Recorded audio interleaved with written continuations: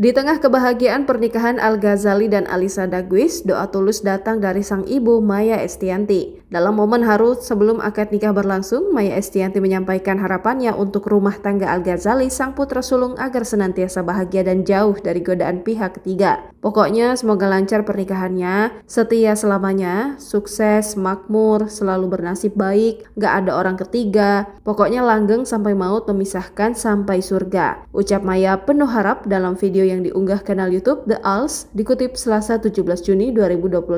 Doa tersebut disampaikan Maya Estianty di hadapan Al-Ghazali dengan disaksikan pula oleh dua putranya yang lain, El Rumi dan Dul Jailani. Ketiganya tampak khusyuk menyimak wejangan dan restu dari sang ibu yang disampaikan dengan penuh kasih dan kebijaksanaan. Dalam momen tersebut, Maya juga sempat mencium pipi Al-Ghazali. Gestur hangat yang menunjukkan kedekatan mereka sebagai ibu dan anak. Setelah itu, keluarga mereka sempat melantunkan doa bersama memohon kelancaran prosesi akad nikah.